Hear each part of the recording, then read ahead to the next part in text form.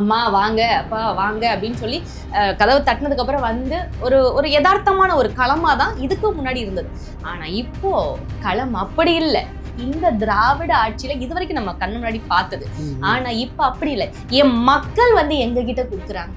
எப்படியாவது அண்ணன் வந்துடணும், முதலமைச்சர் ஆயிரணும், இங்க ஒரு மாற்றம் வந்துடாதா? தொடர்ந்து பேசிட்டு இருக்கிறதால இந்த மாற்றம் மக்கள்கிட்ட வந்து இருக்குன்னு நினைக்கிறீங்க. குறிப்பாக 2 திராவிட கட்சி நீங்கள் சொன்னது நல்ல ஒரு உதாரணமாக இருந்தது. பேய்க்கு பயந்து பிசாசுக்கு வாக்கப்படுறது, பிசாசுக்கு பயந்து பேய்கிட்ட வருது. 2க்கு மத்தியில் இப்போ இன்னொரு கட்சி பூதம் மாதிரி இன்னொன்று வந்திருக்கு. அந்த அரசியல அப்ப அதாவது அதுக்குன்னு ஒரு கிரௌட் இருக்குது, அதுக்குன்னு ஒரு இது இருக்குது. அதை எப்படி பாக்குறீங்க? இல்ல, அதாவது நீங்க இந்த கிரௌட் வந்து நாங்க எப்படி பாக்குறோம் அப்படின்னா, இது ஒரு காணல் நீர் மாதிரி. நாங்க அதை கட்டாயம் நான் குறிப்பிடுறேன். இவர்கள் இப்ப வந்திருக்கக்கூடிய இவர்கள் வந்து நம்மளுக்கு செய்யக்கூடியது வந்து துரோகம். இந்த மண்ணுக்கும் மக்களுக்கும் இன்னைக்கு இருக்கக்கூடிய இந்த தமிழ் தேசியத்துக்கும் செய்யக்கூடிய துரோகம்னு நான் அதை பதிவிடுறேன். ஆனா இவர் வந்து இப்போ ரீசெண்டா பாத்தீங்கன்னா ஒரு 2 வார்த்தைகளை வந்து மேடைக்கு மேடை குறிப்பிடும் போது, நான் எல்லாத்தையுமே வந்து இழந்துட்டு வந்து உங்களுக்காக நிக்கிறேன், ரொம்ப வலிகளையும் வேதனையும் வந்து தாயிட்டு வந்து நிக்கிறேன்னு சொல்லும் போதுதான் எங்களுக்கு வலிக்குது. ஏன்னா இது ஒன்றும் பொம்மை இல்லை, இது ஒன்றும் ஒரு இந்த குரங்கு கையில பூமாலை கொடுத்த கதையா அந்த மாதிரி கிடையாது. இது வந்து பல இனி வரக்கூடிய தலைமுறை பிள்ளைகளுக்கானது இந்த அரசியல் என்பது. ஒரு தலைவன் என்பவன் வந்து எப்படி இருக்கணும், இந்த மண்ணை உணரணும், மக்களை உணரணும். நீங்க வசதியா பறந்துட்டீங்க, நான் அதை நான் குறையா சொல்லல. ஆனா நீங்க எந்த காலத்துல போய் நின்று இருக்கீங்க? அப்போ 1 லட்சம் போராட்டங்கள் இங்க நடந்திருக்குன்னு தானே பொருள் இல்லைங்களா? அப்ப என்ன உங்க ஆட்சி சிறந்த ஆட்சி? அப்ப நீங்க என்ன வளர்ச்சியை கொடுத்துருக்கீங்க மக்களுக்கு? நாங்களும் ஏற்கிறோம், இதுல எந்த பஞ்சமும் இல்லை. உங்களோட அரசியல், உங்களோட இந்த 5 ஆண்டு காலத்துல இந்த திராவிடர்களுடைய ஆட்சியில பஞ்சம்னு இல்லை, எதுக்குமே பஞ்சம் இல்லை. கொலைக்கு பஞ்சம் இல்லை, கொள்ளைக்கு பஞ்சம் இல்லை, பாலியல் வன்புணர்வுக்கு பஞ்சம் இல்லை, தனி மனித தாக்குதலுக்கு பஞ்சம் இல்லை, சாதிய தீண்டாமைக்கு பஞ்சம் இல்லை, எதுக்குமே பஞ்சம் இல்லை. எல்லாம் நிறைவா இருக்குது. வறுமைக்கு பஞ்சம் இல்லை. நீங்க வரியை ஏத்துறீங்க இல்லையா, அந்த வரிக்கு பஞ்சம் இல்லை.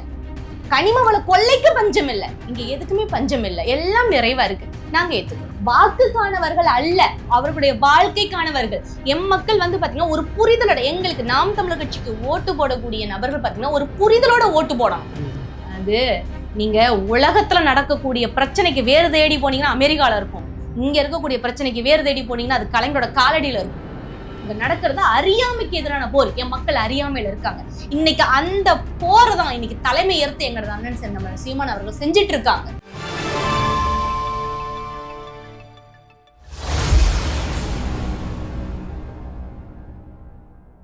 ராவண பார்வையாளர்கள், தமிழ் உறவுகள் மற்றும் ராவண நல விரும்பிகளுக்கு வணக்கம். நாம் தமிழர் கட்சியினுடைய சுற்றுச்சூழல் பாசறை மாநில துணை செயலாளர் சகோதரி சிவகாமி நம்மகிட்ட இருக்காங்க. சந்திப்போம், பேசுவோம். வணக்கம். வணக்கம். வணக்கம். தேர்தல் களத்தில் உங்களை பார்க்குறேன், எல்லா இடத்துலையும் பேசிக்கிட்டு வரீங்க, பிரச்சாரம் பண்ணிட்டு வரீங்க. கடந்த முறை 19 தேர்தல் பிரச்சாரத்தில் நீங்கள் பங்கெடுத்துக்கிட்டீங்க. இப்போ 26 சட்டமன்ற தேர்தல், 24 நாடாளுமன்ற தேர்தலையும் நீங்கள் பார்த்துருப்பீங்க. சட்டமன்ற தேர்தலிருந்து நீங்கள் இருந்துட்டு இருக்கிறீங்க, பார்க்குறோம்ல. என்ன வித்தியாசத்தை இப்போ உணர முடியுது கடந்த முறைக்கும் இப்போ மக்கள்கிட்ட? நீங்க என்ன பாக்குறீங்க? அதாவதுங்கப்பா, மிகப்பெரிய ஒரு மாற்றம் அது நம்ம களத்துக்கு தொடர்ந்து பயணிக்கும் போதே நம்மளுக்கு தெரியுது, கண்கூடாவே தெரியுது. நிறைய மாறுதல்கள், மக்கள் வந்து மாற்றத்தை எதிர்நோக்கி தான் காத்துட்டு இருக்காங்க. அவங்க பேசும்போது நம்மளால அதை வந்து உணர முடியுது. ஏன்னா அவங்களுக்கு ஒரு மாற்றம் தேவைப்படுது. இத்தனை ஆண்டு காலமாக பாத்தீங்கன்னா இந்த திராவிடர்களுக்கே வந்து வாக்கு செலுத்தினவங்க தான், அவங்களுக்கே அந்த மாற்றம் தேவைப்படுது. ஏன்னா இவங்க வரும்போது என்ன ஒரு இதை சொல்றாங்களோ, என்ன வாக்குறுதியை கொடுக்குறாங்களோ அதை நிறைவேற்றாம போறாங்க. நம்ம அதுல இருந்து ஒரு மாறுபட்டதா, சரி இவங்க எதையுமே நம்மளுக்கு நிறைவேற்றி கொடுக்கல, இவங்க வந்தாலும் பண்ணுவாங்கன்னு சொல்லிட்டு இவங்கள மறுபடியும் ஆதரிச்சு இவங்களுக்கு ஓட்டு போறோம். அவங்க ஆட்சிக்கு வந்ததுக்கு அப்புறமும் அதே தான் பண்றாங்க. அதாவது இந்த பேயை விட்டுட்டு பிசாசை பிடிக்கிறதும், பிசாசுக்கு பயந்து மறுபடியும் பேய்க்கு வாக்கு செலுத்துறதும், இந்த மாதிரி ஒரு முறையே வந்து தொடர்ந்து பண்ணிட்டே தான் இருந்திருக்காங்க. அதனால அவங்களுக்கே இப்போ ஒரு மாற்றம் தேவைப்படுது. அதை வந்து நம்ம கிட்டையும் குறிப்பிடுறாங்க. இதுக்கு முன்னாடி எல்லாம் பாத்தீங்கன்னா இதுக்கு முன்னாடி நடந்த சட்டமன்ற தேர்தலாக இருக்கட்டும், இல்ல நாடாளுமன்ற தேர்தலாக இருக்கட்டும், பரப்புரைக்கு போகும்போது பாத்தீங்கன்னா நாங்க ஒரு 15-20 பேர் வந்து நாங்க கூட்டமா போவோம். மக்கள் ஒரு சிலர் மட்டும்தான் வந்து கவனிப்பாங்க. அதுவும் நாங்க போய் கதவை தட்டணும், அம்மா வாங்க, அப்பா வாங்க அப்படின்னு சொல்லி கதவை தட்டினதுக்கு அப்புறம் வந்து ஒரு யதார்த்தமான ஒரு களமா தான் இதுக்கு முன்னாடி இருந்தது. ஆனா இப்போ களம் அப்படி இல்லை. நாங்க போய் நின்ன உடனே பாத்தீங்கன்னா மக்கள் கூட்டம் கூட்டமா எங்க நோக்கி வராங்க. அப்படி வரது மட்டும் இல்ல, நீங்க பல காணொளிகள் நீங்க பார்த்திருக்கலாம். வந்து அண்ணன் சீமான் அவர்கள் வந்து எப்படியாவது வந்துடணும், நீங்க எப்படியாவது அவரை வந்து முதலமைச்சரா கொண்டு வந்துருங்க அப்படின்ட்டு. அந்த தொகை பணம் இல்லப்பா. இதுக்கு முன்னாடி இங்க இருக்கக்கூடிய இங்க ஒரு கலாச்சாரம் ஒண்ணு இருக்குது. ஒவ்வொரு தேர்தலுக்குமே பாத்தீங்கன்னா மக்களுக்கு ஆமா பண பட்டுவாடா வந்து எப்படி நடக்கும்ன்றது எல்லாருக்குமே தெரியும், அப்பட்டமா தெரியும். பணத்தை மக்களுக்கு கொடுத்து வாக்கு வாங்கக்கூடிய சூழல் தான் இந்த திராவிட ஆட்சியில இதுவரைக்கும் நம்ம கண்ணு முன்னாடி பார்த்தது. ஆனா இப்ப அப்படி இல்லை.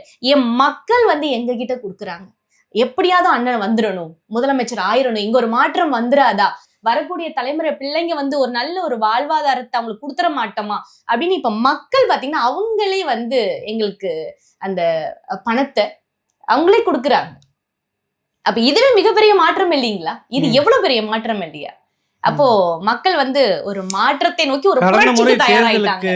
போறப்பலாம் நீங்க போய் கதவை தட்டிட்டு இருக்கணும். ஆமா, நாங்க தட்டணும், அம்மா வாங்க வாங்க சகோதரி வாங்க வெளில வாங்க அப்படின்னு, இந்த மாதிரி இந்த கட்சியில இருந்து வந்திருக்கோம் அப்படின்னா நின்னு கேட்டுட்டு கடந்து போயிடுவாங்க. ஆனா இப்ப அப்படி இல்லை, அவங்களே விரும்புறாங்க. அப்ப மாற்றம் என்பது இதுதான் மாற்றம். அதாவது எங்களோட அண்ணன் வந்து இந்த சொல்ல வந்து அடிக்கடி குறிப்பிடுவார், மாற்றம் என்பது சொல்லல செயல். இன்னொன்னு பாத்தீங்கன்னா மாற்றம் என்பது சொல்லல, அது வந்து ஏழை எளிய அடிமைப்பட்ட மக்களோட மனதுல இருந்து வரக்கூடிய ஒரு புரட்சி தீ. இன்னைக்கு அதை பார்க்க முடியுது. அதற்கு காரணம் எங்களது அண்ணன் செந்தமிழன் சீமான் அவர்கள் எடுத்து வைக்கக்கூடிய அந்த கருத்தியல் ரீதியான ஒரு அரசியல். ஆமா இல்ல, இப்ப நீங்க இந்த மக்கள்கிட்ட வந்துட்டு ஒரு கருத்து ரீதியான அரசியலை வந்து வச்சிருக்கிறாரு, தொடர்ந்து பேசிட்டு இருக்கிறதால இந்த மாற்றம் மக்கள்கிட்ட வந்து இருக்குன்னு நினைக்கிறீங்க. குறிப்பா 2 திராவிட கட்சி நீங்க சொன்னது நல்ல ஒரு உதாரணமா இருந்தது. பேய்க்கு பயந்து பிசாசுக்கு வாக்கப்படுறது, பிசாசுக்கு பயந்து பேய்கிட்ட வர்றதுன்னு. 2க்கு மத்தியில இப்ப இன்னொரு கட்சி பூதம் மாதிரி இன்னொன்னு வந்திருக்குது.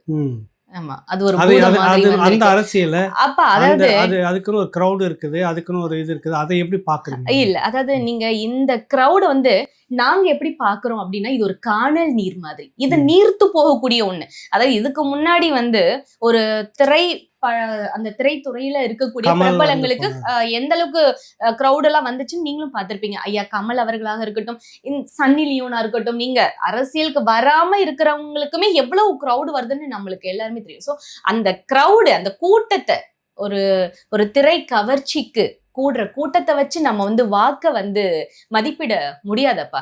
இன்னைக்கு நீங்க எங்களது அண்ணன் சீமான் அவர்கள் நீங்க இன்னைக்கு காரைக்குடியில பாத்துருக்கலாம், கன்னியாகுமரியில பாத்துக்கலாம், நீங்க எங்க வேணா எடுத்துக்கோங்க. எந்த ஒரு பணம் பட்டுவாடா கிடையாது, எந்த திரை கவர்ச்சி கிடையாது, எது ஒண்ணும் இல்லை. ஆனா இன்னைக்கு அங்க இவ்வளவு கூட்டம் கூடி நிக்குதே, அது வந்து கொள்கைக்காக கூடிய கூட்டம். எங்க அண்ணனுடைய அந்த கருத்துக்காக அண்ணன் பேசக்கூடிய பேச்சை கேட்கணும் அப்படின்னு உள்வாங்கி நிக்கக்கூடிய ஒரு கூட்டம் அங்க கூடுது. அப்போ அதுக்கு இதுக்கும் மலைக்கும் மடுவுக்குமான ஒரு வித்தியாசம். அதனால நாங்க வந்து அவர்களை வந்து ஒரு அரசியல் என்ற அந்த சொல்லுக்கே அர்த்தம் தெரியாதவர்கள், பிறகு எப்படி அவங்க நம்பி இருக்கிறவங்க எப்படி நீங்க அரசியல் படுத்துவீங்க? இன்னைக்கு ஒவ்வொரு காட்சிகளை பார்க்கும் போதுமே நம்மளுக்கு நீங்க நினைக்கலாம் இவ்வளவு பெரிய ஒரு கடுமையான சொல்லை நீங்கள் பயன்படுத்தணுமா அப்படின்னு கூட நீங்க நினைக்கலாம். நான் அதை கட்டாயம் நான் குறிப்பிடுறேன். இவர்கள் இப்ப வந்திருக்கக்கூடிய இவர்கள் வந்து நம்மளுக்கு செய்யக்கூடியது வந்து துரோகம். இந்த மண்ணுக்கும் மக்களுக்கும் இன்னைக்கு இருக்கக்கூடிய இந்த தமிழ் தேசியத்துக்கும் செய்யக்கூடிய துரோகம்னு நான் அதை பதிவிடுறேன். ஏன் அப்படின்னா ஒரு மனிதர் இந்த அளவுக்கு ஒரு 15 வருட காலமாக இந்த தமிழ் தேசியத்தை கட்டமைக்க எவ்வளவு பாடுபட்டிருக்கிறார் அப்படின்னு நீங்க எல்லாத்துக்குமே தெரியும். நீங்க மிக மூத்த ஒரு ஊடகவியலாளர், நீங்க தொடர்ந்து நீங்க களத்துல இருக்கீங்க, உங்களுக்கு தெரியும். அன்னைக்கு தமிழ் தேசியம் பேசியவர்கள் எல்லாமே இன்னைக்கு எங்களது அண்ணன் சீமான் அவர்கள் எடுத்து வைக்கக்கூடிய இந்த கருத்தியலையும் இந்த அரசியலையும் முன் வச்சு கொண்டு போயிருந்தாங்கன்னா இன்னைக்கு இந்த நாம் தமிழர் கட்சி என்ற ஒண்ணு வந்திருக்கவே அவசியம் இல்லை. அப்போ நாங்க நிறைய வழிகளையும் வேதனைகளையும் பாத்தீங்கன்னா தாங்கி இந்த ஒரு நிலைமைக்கு வந்து என்னுடைய இளைய தலைமுறை பிள்ளைகளையும் மக்களையும், ஏன் இதே திராவிடத்தை ஆதரிச்ச என் அப்பாக்களை அந்த தலைமுறையும் சேர்த்து எங்களது அண்ணன் இன்னைக்கு மாத்தி கொண்டு வந்து வச்சிருக்க இந்த காலகட்டத்துல நீங்க வெறும் திரை கவர்ச்சின்ற ஒன்ன மட்டும் கொண்டு வந்து இது நீங்க உடைக்கணும்னு நினைக்கிறது, அப்ப இது என் மக்களுக்கு, என் இனத்துக்கு நீங்க செய்யற துரோகம் இல்லையா? இது இல்லை இப்போ அவர் நடிகர் என்ன சொல்றாரு, நானும் தியாகம் செய்ய தான் வந்திருக்கிறேன், தியாகம் செய்துட்டு மக்களுக்கு சேவை செய்ய ஐயா வந்து. ஆமா, இது நீங்க சொல்றீங்க. இவர் நான் அதாவது என்னை பொறுத்த மட்டில், அதாவது என்னுடைய தனிப்பட்ட பொறுத்த மட்டில் பாத்தீங்கன்னா, நான் இந்த தாவேகாவையோ இல்ல விஜய் அவர்களையோ நான் ஒரு பொருட்டா எடுத்துக்கிறது கிடையாது. ஆனா இவர் வந்து இப்போ ரீசெண்டா பாத்தீங்கன்னா ஒரு 2 வார்த்தைகளை வந்து மேடைக்கு மேடை குறிப்பிடும்போது, நான் எல்லாத்தையுமே வந்து இழந்துட்டு வந்து உங்களுக்காக நிக்கிறேன், ரொம்ப வலிகளையும் வேதனையும் வந்து தாங்கிட்டு வந்து நிக்கிறேன்னு சொல்லும் போதுதான் எங்களுக்கு வலிக்குது. ஐயையோ இது என்ன இது அப்படின்னு. அப்போ நீங்க பரவாயில்ல, இவர்களுக்கு அந்த வரலாறு எல்லாம் தெரிஞ்சிருந்தா இவங்க இந்த வார்த்தைகளை வந்து உபயோகப்படுத்த மாட்டாங்க, அது இருக்கட்டும். நான் அவ்வளோ தூரம் முன்னாடி இருக்க வரலாறுக்கு, எங்க முப்பாட்டம் வரலாறுக்கெல்லாம் நான் போகல. நான் சொன்னோம் அப்ப எங்களது பாட்டன் காமராசர் கக்கன் பண்ணது இப்போ நம்மளுடைய சமகாலத்துல வாழ்ந்து மறைந்தாரு ஐயா எங்களுடைய பாட்டன் நல்லகண்ண அவங்க. அப்ப இவங்க பண்ணதுக்கு பேரெல்லாம் என்ன? அப்ப அது வழி இல்லையா? அதுதானே எல்லாத்தையுமே இழந்துட்டு வந்து நிக்கிறதுன்னா அதுதானே பொருள். அதுக்கு நீங்க என்னத்தை இழந்துட்டு வந்து நிக்கிறீங்க? இன்னைக்கு எல்லாமே இருக்கு இல்லையா? பனையூர்ல 2000 எவ்வளவு ஏக்கர் அவருடைய வீடு சொல்றாங்க. நீங்க இன்னும் சொகுசான வாழ்க்கையை தான் வாழ்றீங்க. அதுவும் தனியா அந்த பங்களாவில தான் நீங்க வாழ்ந்துட்டு இருக்கிறீங்க. இன்னும் ஒரு லக்ஸூரியான ஒரு காரு, ஏறினா ஃபிளைட்டு, இறங்குனா ஒரு தனி விமானம் உங்களுக்குன்னு ஒண்ணு இருக்கு. நீங்க எந்த மாதிரியான ஒரு கஷ்டமான சூழலை நீங்க அனுபவிச்சுட்டு இருக்கிறீங்க? என்ன அனுபவிச்சுட்டு இல்லை அரசியலுக்கு வரணும்னா கஷ்டப்பட்டு தான் அனுபவிச்சு கஷ்டத்துல தான் வரணுமா என்ன? சொகுசா இருந்துட்டு அரசியலுக்கு வரக்கூடாதா? அதாவதுங்க ஐயா, இல்ல நீங்க இல்ல நீங்க அது மத்த துறைகள் எப்படியோ அதுல நீங்க சொல்றது எல்லாமே ஒத்து வரும். ஆனா அரசியலுக்கு வந்து அது ஒருபோதும் சாத்தியப்படாதுங்க ஐயா. ஏன்னா அரசியல் என்பதே பாத்தீங்கன்னா இந்த மண்ணுக்கானது. அரசியல் என்பது பாத்தீங்கன்னா மண்ணுக்கு, இந்த மக்களுக்கானது, இந்த நிலத்துக்கானது, வளத்துக்கானது. அப்படி இருக்கும்போது நீங்க என் மக்கள் படக்கூடிய என் நிலத்தை பத்தி உங்களுக்கு தெரிஞ்சிருக்கணும். என் மக்களுடைய வழிகளையும் வேதனை நீங்க உள்வாங்கியவரா இருக்கணும். அப்படின்னா மட்டும்தான் உங்களால ஒரு சிறந்த ஒரு அரசியலையும் இந்த ஆட்சியும் உங்களால கொடுக்க முடியும். ஏன்னா இது ஒண்ணும் பொம்மை இல்ல, இது ஒண்ணும் ஒரு ஒரு இந்த குரங்கு கையில பூமாலை கொடுத்த கதையா அந்த மாதிரி கிடையாது. இது வந்து பல இனி வரக்கூடிய தலைமுறை பிள்ளைகளுக்கானது இந்த அரசியல் என்பது. ஒரு தலைவன் என்பவன் வந்து எப்படி இருக்கணும், இந்த மண்ணை உணரணும், மக்களை உணரணும், மண் வாசனையை உணரணும், மக்களுடைய வழிகளை வேதனைங்க உணரணும். நீங்க வசதியா பறந்துட்டீங்க, நான் அதை நான் குறையா சொல்லல. ஆனா நீங்க எந்த காலத்துல போய் நின்று இருக்கீங்க? என் மக்கள் கஷ்டப்படும் போது நீங்க அவங்க கையை பிடிச்சு எத்தனை மக்கள்கிட்ட நீங்க பேசிருக்கீங்க? எத்தனை காலத்துல நீங்க போய் நின்று இருக்கீங்க? அவருடைய வழிகள் என்னன்னு தெரியுமா? ஆனா எங்கள் தானே செந்தமிழர் சீமான் அவர்கள் அப்படியா இல்ல இல்லையா? அவர் எவ்வளவு வழிகளை வேதனைகளை எத்தனை முறை சிறைக்கு சென்று வந்திருக்கிறார். இன்னைக்கு ஒவ்வொரு போராட்டம் இருக்கட்டுமே, எங்க போராட்டம் நடந்தாலும் நீங்க அதுக்கு இங்க இருக்கக்கூடிய ஊடகங்கள், காணொளிகள் எல்லாமே சாட்சி, மக்களே சாட்சி. முதல் ஆளா போய் நிக்கக்கூடியது எங்களது அண்ணன் சீமான் அவர்கள் மட்டும்தான். அந்த மாதிரி மக்களுடைய அரசு ஊழியர்கள் போராட்டமாகட்டும், ஆசிரியர்களுடைய போராட்டமாகட்டும், செவிலியர்கள், மருத்துவர்கள், தூய்மை பணியாளர்கள், இப்படி பெரிய பட்டியல இருக்கு. ஆமா, இவ்வளவு போராட்டங்கள்லயும் மக்கள்கிட்ட நேருக்கு நேர போய் நின்றுக்கிற சீமானுக்கு இந்த தேர்தல் அந்த சம்பந்தப்பட்ட அந்த மக்கள், செவிலியர்கள், அரசு துறையை சார்ந்தவர்கள், புரியுதுங்களா, யாரெல்லாம் போராடினாங்களோ அந்த மக்கள் சார்பான ஒரு ஆதரவு இருக்குங்களா? ஐயா இருக்கு, அது முழுமையா இருக்கு. அது நம்மளாலே களத்திலே பார்க்க முடியுது. நீங்க இதுக்கு முன்னாடி நீங்க பாக்குறதுக்கும் இப்போ களம் இன்னைக்கு எங்கள் வசம், நாம் தமிழர் வசம் இன்னைக்கு களம் என்பது எல்லாருமே முழு ஆதரவை தான் காட்டுறாங்க. அண்ணா வந்துருங்க, எப்படியாவது வென்று வந்துருங்க அப்படின்னு. ஏன்னா அவர்களுக்கே தெரியுது, மாறி மாறி இவங்களுக்கு ஓட்ட போட்டு நம்மளுக்கு எதுவுமே நடக்கல, இது அவர்களுடைய சுயநலத்துக்காக பண்ணிக்கிறதுக்காக நம்மளுக்கு கொடுக்கக்கூடிய வாக்குறுதிகள், ஆனா எதுவுமே நிறைவேற்றல. இன்னைக்கு நம்ம அதே சூழல்ல தான் இருக்கோம் அப்படின்றது அவங்களுக்கு தெரியுது. தெரிஞ்சு இன்னைக்கு உணர்ந்து புரிஞ்சு ஒரு மக்கள் கூட்டணிக்கு வந்து நிக்குது.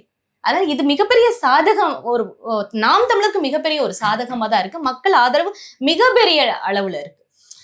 இந்த பக்கம் முதலமைச்சர் ஸ்டாலின் அவர்கள் ஒரு இடத்துல வந்து கேட்கும்போது, இந்த எழுச்சி எங்களுக்கு 234 தொகுதி எங்களுக்கு தான்ன்றதை காட்டுது, மக்கள் எழுச்சி, இந்த ஆதரவு எங்களுக்கான ஆதரவு அப்படின்றது என்ன காட்டுது அப்படின்னா, க்ரௌட் நிறைய வருது, மக்கள் ஆதரவாக இருக்கிறத பார்த்து 234 தொகுதி எங்களுக்கு தான் அப்படின்றாரு. ஆமாங்க, எப்படி பார்க்க? அதாவது நாங்களும் எழுச்சியை பார்த்திருக்கோம்.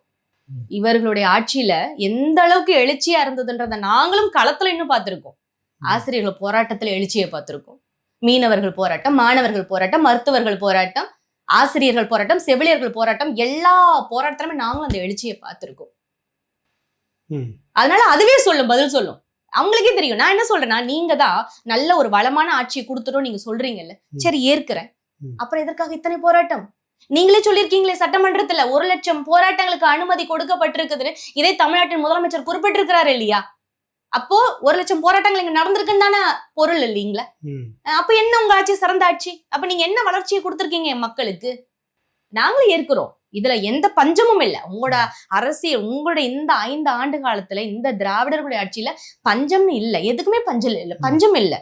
கொலைக்கு பஞ்சம் இல்லை, கொள்ளைக்கு பஞ்சம் இல்லை, பாலியல் வன்புணர்வுக்கு பஞ்சம் இல்லை, தனி மனித தாக்குதலுக்கு பஞ்சம் இல்லை, சாதிய தீண்டாமைக்கு பஞ்சம் இல்லை, எதுக்குமே பஞ்சம் இல்லை. எல்லாம் நிறைவா இருக்குது. வறுமைக்கு பஞ்சம் இல்லை. நீங்க வரியை ஏத்துறீங்க இல்லையா, அந்த வரிக்கு பஞ்சம் இல்லை. கனிம வள கொள்ளைக்கு பஞ்சம் இல்லை. இங்க எதுக்குமே பஞ்சம் இல்லை, எல்லாம் நிறைவா இருக்கு. நாங்க ஏத்துக்கிறோம். 234 தொகுதி அவங்களுக்கு தான் இருந்தது. மக்கள் அத காட்டுவாங்க. ஆமா. இப்போ பொதுவா பிரச்சாரம் என்பது, மேடை பிரச்சாரம் என்பது என்னன்னா, உங்களுடைய கொள்கையை சொல்லி நீங்க ஓட்டு கேட்கலாம், என்னுடைய கொள்கையை சொல்லி நான் ஓட்டு கேட்கலாம். திராவிட கட்சிக்குள்ள வந்து என்னன்னா, இவர் போற இடத்துல எல்லாம் கடந்த முறை ஒரு செங்கல்ல தூக்கி வச்சுக்கிட்டு உதயநிதி ஓட்டு கேட்டுக்கிட்டு இருந்தார். இந்த முறை அவர் எடப்பாடி பழனிசாமி முன்னாள் முதலமைச்சர் அவர் வந்துட்டு அந்த அம்மா செல்வி ஜெயலலிதா அவர்களுடைய காலில் விழுந்த அந்த படத்தை காட்டி காலில் விழுந்தவர்னு சொல்லி அதை தான் சொல்லி எல்லா இடத்துலையுமே பண்ணுறாரு. பதிலுக்கு அவர் என்னன்றாரு, ஆமாம் நடிகையினுடைய காலில் விழுந்ததுக்கு தான் நீங்கள் வந்து மிகப்பெரிய அளவில் அதுக்குன்னு ஒரு பெரிய ரேஸ் கார் பந்தயமே நடத்துனீங்க. இப்படியான இந்த பிரச்சனையை மக்கள்கிட்ட வைக்கிறது ஒரு பக்கம் நடக்குது. ஒரு பக்கம் வந்து வேலை இல்லை, உங்களுக்கு வீட்டுக்கு வேலை இல்லை, 1000 ரூபாய்க்கு கையேந்தி நிற்கிறோம், எனக்கு நீங்கள் வாக்களித்தா உங்களுக்கு இந்த இடத்துக்கு உங்களுக்கு சுயமாக ஒரு வேலை கிடைக்கிறது, இந்த ஏரியாவிலேயே ஏற்பாடு பண்ண முடியும், திட்டம் என்கிட்ட இருக்குது. அடுத்தது நமக்கே தெரியாமல் வரியெல்லாம் ஏற்றிக்கிட்டு இருக்கிறாங்க, இந்த பிரச்சனை இருக்குது, நீ 10 லட்சம் கோடி கடன் வாங்கியிருக்கிறாங்க, நம்ம தான் கட்டணும், இப்படின்னு பல்வேறு பிரச்சனைகளை சொல்லி ஓட்டு கேட்குற சீமான் ஒரு பக்கம். இன்னொரு பக்கம் நான் வந்தால் உங்கள் வீட்டுக்கு கார் நிற்கும், பைக்கு நிற்கும், எல்லாம் நிற்கும், ஹெலிகாப்டரும் நிற்குன்ற மாதிரி, எல்லாம் பாலாறு தேனாறு ஓடுன்ற மாதிரி விஜய். இந்த 4 முனை பிரச்சாரத்தில் நீங்க எப்படி இதை பார்க்குறீங்க? அதாவதுங்க, கட்சி சார்ந்தவர் அப்படின்லாம் விட்டுடுங்க, பொதுவாகவே அதாவது கால்களை இப்போ இந்த யாரோட கால் அதுதான் பிரச்சனையா அப்படின்ற கேள்வி இருக்கு நாட்டுக்கு. நீங்க என்ன சொல்ல வரீங்க? இப்போ நீங்க முதல்ல ஒரு கேள்வி கேட்டீங்க, இந்த நாகரிகமற்ற ஒரு வாக்குவாதம் இல்லைங்களா, இவர்கள் வந்து அவர்களை குறிப்பிடுறதும் அவங்க வந்து இவங்களை குறிப்பிடுறதும். முதல்ல நாங்க அந்த ஒரு அநாகரிகமான ஒரு விவாதத்துக்குள்ளாரே நாங்க போக விரும்பல. ஏன்னா அரசியல் பிழைத்தோருக்கு அறம் கூற்றாகும். ஒழுக்கம், அரசியல் என்பது பாத்தீங்கன்னா ஒழுக்கப்படுத்தணும், மக்களை வந்து ஒழுக்கப்படுத்துறதா. நீங்க அரசியல் தலைவர்களே, ஒரு கட்சியின் தலைவர்கள் நீங்க வந்து ஒழுக்கம் இல்லாம பேசிக்கிறது அப்படின்றதை வந்து நான் இவர்களையும் குறிப்பிடுறேன், அவர்களையும் குறிப்பிடுறேன். அது ஒரு அநாகரிகமான செயல். அதனால அதை பண்ணக்கூடாது. அது வந்து அரசியல் பிழைத்தோருக்கு அறம் கூற்றாகும். அதனால அதை வந்து பண்ணக்கூடாது. இன்னொன்னு பாத்தீங்க அப்படின்னா, இப்போ இத்தனை ஆண்டு காலமாக இப்ப எங்களது அண்ணன் சீமான் அவர்கள் சொல்லலாம், அதுதான் அவர் குறிப்பிடுறார், நாங்க வந்து எந்த மாதிரியான ஒரு கட்டமைப்பு, ஒரு நாட்டை வந்து இப்படிதான் நாங்க வந்து கட்டமைக்க போறோம், இந்த மாதிரியான ஒரு தற்சார்பு பொருளாதாரத்தை, தாய்மை தற்சார்பு பொருளாதாரத்தை நாங்க முன்னிறுத்தி நாங்க இந்த பண்ணுவோம், அதற்கான அந்த வேலை வாய்ப்புகளை உருவாக்குவோம், உலக தரத்துக்கு எடுத்துட்டு போவோம், கல்வியா இருக்கட்டும், மருத்துவமா இருக்கட்டும், உலக தரத்துக்கு எடுத்துட்டு போவோம். இலவசம் அப்படின்றது பாத்தீங்கன்னா 3 விடயத்துக்கு மட்டும்தான். ஒண்ணு அதாவது கல்வி, மருத்துவம், தண்ணி, இது 3 மட்டும்தான் நாங்க இலவசமா தருவோம், மீதி எதையுமே நாங்க இலவசமா கொடுக்க மாட்டோம் அப்படின்னு எங்களுடைய கொள்கையில கோட்பாட்டை முன்னாடி வச்சுதான் எங்களுடைய அண்ணன் சீமான் அவர்கள் வந்து இந்த அளவுக்கு எடுத்துட்டு போறாங்க. அதை நாங்க சொல்லலாம், மக்கள் கிட்ட வந்து நாங்க வந்தா இத பண்ணுவோம் அப்படின்னு நாங்க சொல்லலாம், சரிங்களா? ஆனா நீங்க எப்படி ஐயா இதை நீங்க குறிப்பிடுறீங்க? அப்ப இத்தனை ஆண்டு காலமாக நீங்க சொல்றீங்களே நாங்க வந்தா இதை பண்ணிடுவோம், நாங்க வந்தா அதை தருவோம், அப்ப இத்தனை ஆண்டு காலமாக நீங்க என்ன பண்ணிட்டு இருந்தீங்க? இந்த 70 நூற்றாண்டுகளுக்கு மேல நீங்க தானே ஆண்டுட்டு இருக்கிறீங்க. அப்ப நீங்க ஏன் அதை சொல்றீங்க? அப்ப இத்தனை ஆண்டு காலமா என் மக்களை நீங்க எப்படி வச்சிருந்தீங்க? அப்போ உங்களுக்கே தெரியுது இல்ல, என் மக்களை நீங்க அடிமை நிலையில தான் வச்சிருக்கீங்கன்னு தெரியுது இல்ல. நீங்க எதுக்கு இலவசம் கொடுக்குறீங்க? எங்கள் அண்ணன் வந்து இலவசத்தை நிறைய பேர் ஏன் இலவசத்தை வந்து இந்த அளவுக்கு எதிர்க்கிறாரு அப்படின்னு கடைசி முறை கூட ஒரு இதுல கூட சொல்லியிருந்தாரு, நீ இலவசமா எனக்கு ஓட்டே போடாதன்ட்டு. இன்னைக்கு இந்த அளவுக்கு வலியும் வேதனையும் தாங்கி இந்த காலத்துல நிக்கிறதே ஓட்டுக்காக தான். இல்லைங்களா? ஏன்னா அந்த ஓட்டை பெறணும், நாட்டை வந்து எப்படியாவது எனக்கு ஓட்டு போட்டுருங்கன்னா ஓட்டு எல்லாருமே போட்டுருங்கன்னா கேட்கறாங்க. எல்லாருமே நினைப்பாங்க. நீ இப்படி எல்லாம் இருந்தா ஓட்டு போடாதீங்கன்னு சொல்றது ஏன் சொல்றாருன்ற கேள்வி வருது. ஆமா, கேள்வி வருது இல்லைங்களா? ஏன் இந்த சொல்லலாம் அப்படி அப்படின்றது இல்ல இருங்க, ஒரு வாக்கா சேர்க்கிறது தான் முக்கியன்றது. இல்லங்க ஐயா, இல்ல இங்க நாங்க அந்த வந்து மாதிரி வாக்கு மக்களுடைய வேணாம் வாக்கு நீங்க. தேவையில்லைங்க ஐயா. நாங்க வந்து மக்களுடைய வாக்குக்கானவர்கள் அல்ல, அவர்களுடைய வாழ்க்கைக்கானவர்கள். எம் மக்கள் வந்து பாத்தீங்கன்னா ஒரு புரிதலோட, எங்களுக்கு நாம் தமிழர் கட்சிக்கு ஓட்டு போடக்கூடிய நபர்கள் பாத்தீங்கன்னா ஒரு புரிதலோட ஓட்டு போடணும். சும்மா ஏனாதானு ஒரு ட்ரெண்டுக்காக அந்த மாதிரி ஏன் உனக்கு அந்த இலவசம், அதை யோசிச்சு ஆமா, முடிவெடுங்க அதாவது சொல்றீங்க. ஆமா, அந்த இலவசத்தை ஏன் அவர் வேணான்னு இவ்வளவு ஆழமா எதிர்க்கிறாரு அப்படின்னா, இலவசம் அப்படின்றது பாத்தீங்கன்னா முதல்ல ஒரு மனுஷனை உழைப்புல இருந்து வெளியேற்றுது. நீங்க இதுல மிகப்பெரிய ஒரு இவங்களோட ஆழமான அரசியல் இருக்கு. நாங்க ஒண்ணும் இந்த திராவிடர்கள் போல பாத்தீங்கன்னா இவர்களுடைய அறிவும் எங்களது அறிவு இவர்களது அறிவும் கிடையாது, எங்களுடைய அரசியல் இவர்களுடைய அரசியலும் கிடையாது. எங்களோட அறிவு ஆழமான அறிவு, எங்களுடைய அரசியல் வந்து வேற. அதாவது அந்த இலவசம் நீங்க கொடுக்கும்போது என்ன ஆகுதுன்னா, என் மக்கள் வந்து நீங்க உழைப்புல இருந்து முதல்ல வெளியேற்றுறீங்க, உழைப்புல இருந்து வெளியேற்றுறீங்க. ஆனா அறிவியலாளர்களும் ஆராய்ச்சியாளர்களுமே வந்து மிகப்பெரிய மேதைகளும் என்ன சொல்றாங்க அப்படின்னா, ஒரு மனிதன் உழைக்கும் போதுதான் அவன் வந்து அந்த உழைப்பு தான் ஒரு தனி மனித வளர்ச்சியை கொடுக்கறது. உழைப்பு தான், ஒரு மனுஷன் உழைக்கும் போதுதான் அந்த உழைப்பு அவனை வந்து ஒழுக்கப்படுத்தும், செம்மைப்படுத்துது, அவனை வந்து ஒரு தன்னிறைவான ஒரு வாழ்க்கைய வாழ்வதற்கான ஒரு வழிவகை செய்யறது அந்த உழைப்பு தான். என்ன அந்த சுயநலம் அப்படின்ற அந்த சிந்தனை போய் ஒரு பொதுநலம்னு வந்துருது. அப்ப பொதுநலம் அப்படின்னு வந்துட்டாலே அவனுக்குள்ளார வந்து அந்த உயிர்மை நேயம் உள்ள வந்துருதுன்றாங்க. மனித நேயம் கடந்து உயிர்மை நேயம் உள்ள வந்துருது. அப்ப இது வந்த உடனே என்ன ஆயிடும் அப்படின்னு பாத்தீங்கன்னாவே, அவன் வந்து ஒரு உரிமைய ஒரு உரிமை சார்ந்த ஒரு கடமையோட ஒரு பொருளாதார சிந்தனைக்குள்ளார அவன் வந்துருவான். அப்போ அவன் என்ன பண்ணுவானா, தனக்கு தேவையானத தானே விதைச்சு விளைய வச்சு தானே தனக்கு தேவையானதை உற்பத்தி பண்ணிப்பான். அப்போ தன்னுடைய தேவைக்கு பிறரை சார்ந்து அவன் வாழ மாட்டான். என்னைக்கு ஒரு மனிதன் வந்து தன்னுடைய தேவைக்காக பிறரை, ஒரு நாடு என்னைக்கு தன்னுடைய தேவைக்காக பிற நாட்டை எதிர்பார்க்குதோ அங்கதான் வன்முறை வருதுன்றான், அங்கதான் வன்முறை வருது. அப்போ ஒரு வன்முறை தான் உலக போருக்கே காரணமா இருக்குதுன்றாங்க. புரியுதுங்களா? அப்போ நீங்க இந்த இலவசம் எங்க இருந்து எங்க முடியுது பாருங்க. அப்போ உலக போருக்கே காரணமே பாத்தீங்கன்னா நீங்க அந்த உழைப்புல இருந்து மனுஷனை வெளியேற்றதான் காரணம் அப்படின்றாங்க. ஜேசிபி குமரப்பா அவருக்கு சொல்றாரு பாருங்க, தனக்கு தேவையானது நம்மளே விளைய வச்சு நம்மளே வந்து உற்பத்தி பண்ணி வாழ்ந்துக்கணும். பிற நாட்டை எதிர்பார்த்து நம்மளுடைய அடிப்படை தேவைக்கு காத்திருந்தாலோ அல்லது நம்ம வந்து பிற நாட்டுக்கு ஏற்றுமதி செஞ்சு லாபம் ஈட்டணுன்ற சிந்தனை வந்தாலோ அதுதான் போருக்கு வழிவகுக்குன்றார் அவர். அப்ப புரியுதுங்களா? ஏன் வந்து அப்போ நான் எங்க அண்ணன் வந்து இலவசத்தை இந்த அளவுக்கு தவிர்க்கிறாரு, எதிர்க்கிறாரு அப்படின்றத பத்தி தெரியுதுங்க இல்லைங்களா? அதாவது இந்த சைனீஸ் பிலாசபர் ஒருத்தர் சொல்றாரு பாருங்க, கன்ஃபியூசியஸ்ன்னு சொல்லிட்டு, அவருடைய தத்துவங்களை வந்து கம்பல்சரி நீங்க சைனால படிச்சே ஆகணும்.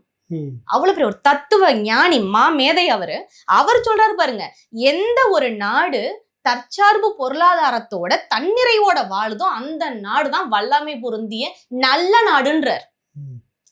அப்போ நீங்க இலவசத்தை எதுக்கு இவ்வளவு ஆழமா எதிர்க்கிறாருன்றதுக்கு அந்த என் மக்களுக்கு ஆழமான புரிதல் தேவைப்படுது.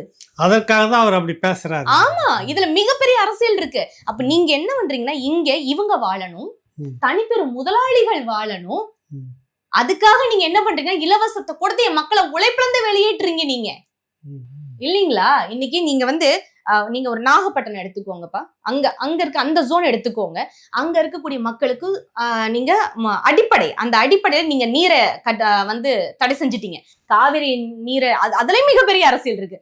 காவிரி நீரை நீங்க வந்துட்டு அந்த நதிநீர் உரிமையை பறிச்சு அந்த தண்ணி வரதை நிறுத்தி நிலத்தடி நீர் எல்லாத்தையுமே நீங்க அத எல்லாமே பால்படுத்திட்டு அங்க அந்த விவசாயம் செழிக்கல, மக்கள் வறுமையில இருக்காங்க. அந்த வறுமையில இருக்கக்கூடிய மக்கள் வேலை தேடி எங்க போறாங்கன்னா கோயம்புத்தூர் இல்ல வெளிநாடு, அந்த மாதிரி மிகப்பெரிய வந்து தனிப்பெரும் முதலாளிகளோட கம்பெனிக்கு வேலைக்கு போறாங்க. அப்ப இதுல எவ்வளவு பெரிய அரசியல் இருக்கு. நீ வா, நீ வேலை செய்ய, நீ தனிப்பெரும் முதலாளிக்கு வேலை செய்ய, நீ எனக்காக வேலை செய். ஒரு அரசாங்கம், நான் என்ன சொல்றேன்னா, நீங்க எல்லாரையும் வந்து எல்லாத்தையுமே தனியார் மயப்படுத்துறீங்க. ஏன் தனியார் மயப்படுத்துறீங்க? ஒரு தண்ணி அப்பா அரசு அங்கிருந்து ஒரு ஏஜென்சிக்கு பணம் கொடுக்குது. அந்த ஏஜென்சி வந்து வேலை செய்யற ஆட்கள்லாம் வச்சுட்டு கூலிக்கு அங்க பணம் கொடுக்குது. அரசே நேரடியாக அவங்க கொடுத்துட்டாங்கன்னா எதுக்கு சொல்றீங்க? எல்லா வேலைக்குமே ஒரு ஏஜென்சி வச்சு தான் கொடுத்துட்டு இருக்காங்க. அந்த ஏஜென்சி வந்து டெய்லி வேஜஸ்ன்னு சொல்லிட்டு தினக்கூலிகளாக எடுத்துட்டு மாத கூலிகளாக எடுத்துட்டு தான் சம்பளத்தை பிரிச்சு கொடுக்குது. நேரடியா அரசே அவங்களை எடுத்துட்டு நிரந்தரமா வச்சுட்டு இருக்கிறதுல என்ன தப்புன்ற கேள்வி வருது இல்லைங்க. அப்ப அதாவது இது வந்து இதுக்கு பின்னாடி மிகப்பெரிய ஒரு அரசியல் கமிஷன், இது மிகப்பெரிய கமிஷன். அப்பா இன்னைக்கு இயல்பாவே ஒண்ணு கேக்குறேன் உங்ககிட்ட. எனக்கு இப்போ ஒரு பணம் ஒரு 5 லட்சம் 10 லட்சம் எனக்கு தேவைப்படுது. நான் போய் ஒருத்தவங்கள்ட்ட வந்து கடனை கேட்கிறேன். சும்மா தந்துருவாங்களா? பேங்கே போங்களேன், இருக்கிற எல்லாத்தையும் உருவிட்டு தான் இங்க அந்த காசு கொடுப்பான். நான் என்னோட லேண்ட் டாக்குமெண்ட் வைக்கணும், எல்லாமே நான் வந்துட்டு ஏதாவது ஒன்று கொடுத்து அது கொடுத்து ஒப்பந்தம் போட்டு அந்த டாக்குமெண்ட்ல நான் கையெழுத்த போட்டு எல்லாத்தையும் ஒப்படைச்சதுக்கு அப்புறம் தான் அந்த 5 லட்சம் 10 லட்சத்தை நீ எனக்கு தருவான். நீ 10 லட்சம் கோடி கடன் வச்சிருக்கியே இன்னைக்கு, அப்ப எதை நீ கொண்டு போய் அடமானம் வச்சிருக்க? நீ எந்தெந்த ஒப்பந்தத்துல நீ கையெழுத்து போட்டிருக்க அப்படின்ற கேள்வி பிறகுதா இல்லையா? அதுதான் கமிஷன். எல்லாத்தையும் நாட்டை எழுதி கொடுத்துட்டு இன்னைக்கு உட்கார்ந்துருக்காங்கப்பா. அதானி துறைமுகம் 6111 ஏக்கர்ல, அது ஒரு சதுப்பு நிலம், அது ஒரு ஈக்காலஜிக்கல் ஜோன், அது சுற்றுச்சூழல், அது வந்து சூழலியல் மண்டலம். நீ அங்க போர்ட்டை கொண்டு வரதுக்கு அனுமதி கொடுத்தது யாரு? பரந்தூர்ல அதாவது விவசாயம் பண்ணது எல்லாருமே பேசி. ஆமா, விவசாயம். அது ஒரு நீர்நிலைகள் நிறைந்த ஒரு பகுதி. அதாவது அந்த தண்ணீர் ஆய்வாளர்கள் ஒன்று சொல்றாரு பாருங்க, ஒரு அழகா ஒன்று குறிப்பிடுறாரு. இயற்கையாக அமைந்த நீர்நிலைகளை வந்து நீங்க தண்ணியை சேகரிக்கணும்ன்ற, தண்ணியை பத்தி பேச போனா அது மிகப்பெரிய அளவுல இருக்கு. நம்மளுடைய கற்பனைகளுக்கு அப்பாற்பட்ட ஒரு அரசியல் இருக்கு அதுக்குள்ளார. அதாவது இவரு ஜான் டிக்கர்சன் சொல்லிட்டு ஒருத்தர் சொல்றாரு பாருங்க, இன்னைக்கு இருக்கக்கூடிய தொழில்துறை, அதாவது தண்ணீர், மின்சாரம், எரிவாயு, இந்த 3 தொழில்துறையிலுமே பாத்தீங்கன்னா அதிவேகமா வளர்ந்து வரக்கூடிய ஒரு தொழில்துறைன்னு பாத்தீங்கன்னா தண்ணீர். அப்போ அதுக்கு முன்னாடி மிகப்பெரிய ஒரு அரசியல் இருக்கு, சரிங்களா? அது அப்புறம் இது பண்ண உலக அறிஞர்கள்லாம் சொன்னது இருக்கட்டும், நம்முடைய மூதாதையர்களே நீரின்றி அமையாத வார்த்தை சொல்லி. ஆமா, நீரின்றி அமையாத இங்கதான் நம்ம முதன்மையா எல்லாத்தையும் பேசி நீரின்றி அமையாத உலகு. உங்களுக்கு தெரியாதா? அது சரி, தெரிஞ்சிருந்தா அப்புறம் அவங்க ஏன் இப்படி எல்லாம் இருக்க போறாங்க? நீரின்றி அமையாத உலகம் பார்த்தா இன்னொரு நீரை பத்தி வருது. இந்த பிரதான கட்சிகள், இந்த 3 திராவிட கட்சியில அதிமுக, திமுக, அடுத்தது அதை ஒற்றி வரக்கூடிய விஜய், டாஸ்மார்க் நாங்கள் வந்தால் இந்த அரசு சாராயத்தை முழுக்க நிறுத்துவோம் அப்படின்னு அதை உறுதியாக யாரும் இது வரைக்கும் ஒன்றும் சொல்லலை. கடந்த தேர்தல் 21 தேர்தலில் திமுக சொன்னது, நாங்கள் வந்தால் டாஸ்மார்க்கை படிப்படியாக மூடிடுவோம்னாங்க. அது மாதிரி நடக்கலை. அதுக்கும் கனிமொழி அம்மையார் வந்து மறுப்பு சொல்லியிருந்தாங்க, இல்ல நாங்க அப்படி சொல்லவே இல்லையே அப்படின்னு கூட ஒரு தடவை குறிப்பிட்டிருக்காங்க. இல்ல, அவங்க சொன்னாங்க, தெளிவா சொன்னாங்க. அதிகமாக விதவைகள் இருக்கக்கூடிய மாநிலம் தமிழ்நாடு தான். விதவை பெண்கள் தாலி அறுத்து விதவை பெண்களை உருவாக்குறத எடப்பாடி செய்துட்டு இருக்கிறாருன்னு குற்றச்சாட்டு எல்லாம் பேசியிருந்தாங்க, குற்றச்சாட்டு வச்சாங்க. அப்புறம் அதை மறுத்தும் பேசியிருந்தாங்க. இப்ப வந்து 3 பிரதான விஜயும் அதை வந்து நாங்க வந்தா அந்த டாஸ்மார்க்கும் மொத்தமா இருக்காது அப்படின்னு. இது வரைக்கும் அவர்கள் ஒரு போராட்டம் நடத்தினதா, டாஸ்மார்க் கடைக்கு எதிராக போராட்டம் நடத்தினதாகவும் தெரியல. 2 திராவிட கட்சி ஏற்கனவே தெரியல, அதுதான் முழுக்க அவங்க விரும்பல. ஒரு பக்கம் இந்த வந்தால் இது இருக்காது அப்படின்னு பேசுற ஒரு கட்சி இன்னைக்கு வந்து நாம் தமிழர் கட்சி. இந்த 4 தரப்பும் இந்த டாஸ்மார்க் விஷயத்துல என்ன முடிவில் இருக்குது? நீங்க இல்லைன்றீங்க, சரி, மாற்றாக அது வந்து அந்த பொருளாதாரம்னு ஒரு 50,000 கோடி இதுல வருதுன்றாங்க, அது அரசு இழந்துருமேன்றாங்க அவங்க. அதற்கு மாற்று நீங்க என்ன வச்சிருக்கீங்க? அந்த 3 கட்சிகளும் அதை பத்தி பேசாதது ஏன்? அப்ப அதாவது பாத்தீங்கன்னா, நீங்க இந்த டாஸ்மார்க் பொருளாதாரத்தை விடுங்க, இது அதுக்குள்ளார அது அவங்க வேற எதுக்கோ பண்ணிட்டு இருக்காங்க. பால் பொருளாதாரத்துக்கு வாங்கல 3 லட்சம் கோடி வருமானம் இருக்கு. அதாவது பால்ல மட்டுமே, நான் சொல்றது பாத்தீங்கன்னா வெறும் பால்ல மட்டுமே 3 லட்சம் கோடி வருமானம் இருக்கு. நீ அதுக்குள்ளார போக மாட்டேன்ற, நீ இந்த டாஸ்மார்க்கே வச்சுட்டு உட்கார்ந்துருக்க. ஏன்னா அவர்களுக்கு தேவை பாத்தீங்கன்னா இந்த நாடு ஏன் அப்படின்னு நான் சொல்றேன் அப்படின்னா, டாஸ்மார்க் போதை கலாச்சாரம் இங்க பெருகி போகணும். இயல்பாவே தமிழன் வந்து அறம், மானம், வீரம், இது 3மே அடிப்படையாக கொண்டவன் தான் தமிழன். அப்போ நீ குடி, நீ சிந்திக்க கூடாது, உனக்குள்ளார வீரம் வரக்கூடாது, நீ மான ரோசத்தோட இருக்கக்கூடாது, உனக்கு அறம்னால என்னன்னு தெரியக்கூடாது. அதனாலதான் இவ்வளவு ஒரு இழிவான செயலை நடக்குது. 2 வயசு குழந்தைய கற்பழிக்கிறாங்க. இதெல்லாம் தமிழ்நாட்டுல நடக்குமா அப்படின்லாம் என் முன்னவர்கள் நினைச்சிருப்பாங்களா? அப்ப இவ்வளவு ஏன் நடக்குது இந்த போதை கலாச்சாரம்? ஏன் அப்பா இவங்க நினைச்சா ஒரு கையெழுத்துல முடிச்சிட முடியாதாப்பா? இதெல்லாம் நீங்க மாற்றுக்கு ஏன் வர மாட்டேன்றீங்க? மாற்று இல்லைன்னா பரவாயில்ல, சரிங்களா? மாற்று இருக்குதே, இப்ப நாங்க முன்வைக்கிறோம் இல்லைங்களா? தென்னம்பால், ஈச்சம்பால், சரிங்களா, பனைப்பால், இதெல்லாமே இருக்குது இல்லைங்க. நீங்க மாற்று இல்லைன்னா பரவாயில்ல, மாற்று இருக்கே, அப்ப நீ ஏன் வரமாட்டேன்ற? அப்போ வராததுக்கு காரணம் என்ன நினைக்கிறீங்க? அப்ப ஏன் இடத்த அடிமையாவே வச்சிருக்கணும்ப்பா? இவங்க நாட்டை, நான் தான் சொல்றேன், நாட்டையே வந்து நீங்க எழுதி கொடுத்துட்டீங்க. நீ கேள்வி கேட்டுருவில்ல நாளைக்கு. நீ சிந்திக்க, நீ தெளிவா இருந்தீனால என்ன ஆகும்னா எனக்கு ஆபத்து. நீ தெளிவா இருக்கிற அப்படின்னா அது எனக்கு ஆபத்து, ஆளுகிறவர்களுக்கு ஆபத்து. ஆமா, ஆளக்கூடிய ஆண்ட கட்சிகளுக்கு, ஆளும் கட்சிகளுக்கு, எல்லாத்துக்கும், இந்த திராவிடர்களுக்கு மிகப்பெரிய ஆபத்து. தமிழன் சிந்திக்க கூடாது. தமிழன் சிந்திச்சா அது உலகத்துக்கே ஆபத்துன்னு எல்லாருக்குமே தெரியும். ஆமா, கூடாதுன்றதுக்கு இந்த டாஸ்மாக் அதுதான் இவர்களுடைய ஆயுதம். அது அதாவது என் மக்களுக்கு எதிராக என்ன பொறுத்த மட்டும் பாத்தீங்கன்னாப்பா, இலங்கையில என் இனத்தை கொண்டு கூச்சாம் பாத்தீங்களா, சிங்களவனுக்கும் இங்க இருக்கக்கூடிய திராவிடனுக்கும் ஒரு வேறுபாடும் கிடையாது. ஏன் அதை நான் குறிப்பிடவில்லை பகிரங்கமா, நான் ஏன் அதை நான் குறிப்பிடுறேன் அப்படின்னா, அங்க நேரடி தாக்குதல், ஆயுதத்தை ஏந்திய மக்களை கொண்டு குவிச்சு ரத்தத்தை சுவ பார்த்தாங்க. ஆனா இங்க நடக்கிறது பாத்தீங்கன்னா, இந்த மாதிரி என் மக்களை வந்து அவர்களே அடிமையா இருக்கோன்றது தெரியாமையே சாதியா பிரிச்சு வச்சுட்டாங்கப்பா. சாதியா, மதமா, வர்க்கமா, பல கட்சிகளாக இத்தனையுமா என் மக்களை பிரிச்சு, இதான் பிரித்த ஆளும் சூழ்ச்சி. கலைஞரோட மூளை இருக்குது பாருங்க. அது நீங்க உலகத்துல நடக்கக்கூடிய பிரச்சனைக்கு வேறு தேடி போனீங்கன்னா அமெரிக்கால இருக்கும், இங்க இருக்கக்கூடிய பிரச்சனைக்கு வேறு தேடி போனீங்கன்னா அது கலைஞரோட காலடியில இருக்கும். அந்த மாதிரி ஒரு மூளை என் மக்களை அப்படியே கூறு போட்டு வச்சுட்டாங்க. சிந்திக்கக்கூடிய ஆற்றல், நீ இந்த சாதிலேயே அடிச்சுக்கிட்டு சாவு, நீ மதமாவே பிரிஞ்சுக்கட, நீ இந்த மது அக்கா ஒரு இந்த போதை கலாச்சாரத்துல இருந்துட்டே இருந்தீனா நீ சிந்திக்க மாட்ட, நீ இதுலயே அடிச்சுக்கிட்டு சாவ. நான் இங்கிட்ட ஒரு பக்கத்து என் வேலையை பார்த்துட்டு இந்த நாட்டை எப்படி கூறு போட்டு என்ன பண்ணணும்ன்றத நான் பார்த்துப்பேன். இவங்களுக்கு உலக அளவுல இவங்களுக்கு பிசினஸ் இருக்கப்பா, உங்களுக்கு நல்லாவே தெரியும். நீ உங்களுக்கு தெரியாததல்ல, இவங்களுக்கு உலக அளவுல இருக்கு. இங்க எப்படி வேணாலும் போட்டு நாசமா, எனக்கு பணம் வரணும், நான் வந்து கொழுத்து இருக்கணும், அதுதான் கொழுத்து இருக்கணும். இங்க தமிழ்நாடே அழிஞ்சு போனா கூட எனக்கு கவலை இல்லை, எனக்கு வெளியில இருக்குது, நான் வெளில போய்ப்பேன். குடும்ப அரசியல் அப்பா ஏம்மா, இவங்க வளர்ச்சின்னு பேசும் போதெல்லாம் அவ்வளவு வெறியாகுது. ஏன்னா எனக்கு யாரை நீங்க வளர்த்துருக்கீங்க, யார் வளர்த்துருக்கீங்க? இன்னைக்கும் நீங்க விக்கிரவாண்டிக்கு இடைத்தேர்தல் அப்ப நாங்க போயிருந்தோம், என் தாத்தா இன்னும் கோமணம் தாப்பா கட்டிட்டு உட்காந்துருக்கிறான், பாக்குறோம். நான் என் கூட வந்தவங்க கூட சொல்றேன், என்னம்மா இன்னும் கோமணம் தான் கட்டிட்டு உட்காந்துருக்கான். ஆனா உங்க பிள்ளைங்களோட வளர்ச்சி இன்னைக்கு எந்த அளவுல இருக்குது?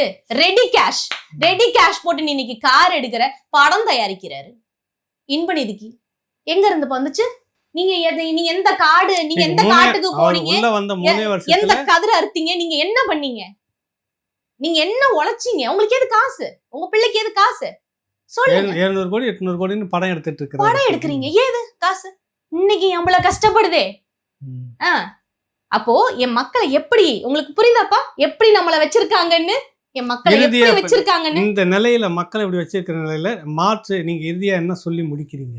அப்ப அதாவது என் மக்களுக்கு வந்து சிந்திக்கக்கூடிய ஆற்றலை இவங்க மழுங்க வச்சிருக்காங்க. நான் மக்களை வந்து ஒருபோதும் நான் குறை சொல்ல மாட்டேன். அது என் மக்களை வந்து அறிவார்ந்த மக்கள், என் மக்களை ஒருபோதும் நான் குறை சொல்ல மாட்டேன்.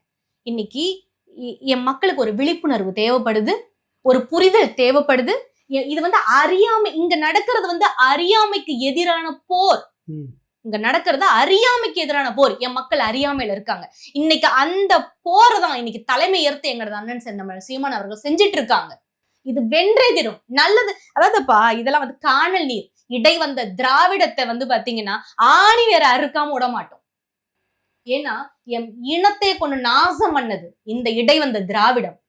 மாற்றி இடை வந்த திராவிடம் வந்து அந்த வேர்ல வந்து விஷத்தை ஊத்தி இருக்குன்னு சொல்ல வரீங்க? ஆமாப்பா, தமிழனுடைய. ஆமா. அதனால இதுக்கு மாற்று நாம் தமிழர் கட்சி தவிர வேற எதுவுமே கிடையாது. என் மக்கள் இன்னைக்கு மாறி இருக்காங்க, மிகப்பெரிய ஒரு மாற்றம் இருக்கு. அதனால ஆட்சி அரியணையில் எங்களது அண்ணன் செந்தமிழன் சீமான் அவர்கள் ஏறுவதை ஒருவராலும் தடுக்க முடியாது. அது காலத்தின் கட்டாயம். அது இறையோ இயற்கையோ இன்றைக்கு எங்களது அண்ணனுக்கு அரணாக நிக்குது. அது நடந்தே தீரும். மாற்றம் வருதுன்றீங்க, உறுதியா வரும். மாற்றம் வாக்கா மாறும், அதிகாரத்தை கொடுக்குன்னு சொல்ல. சந்திப்போம். நன்றி, மிக்க நன்றி, மிக்க நன்றி.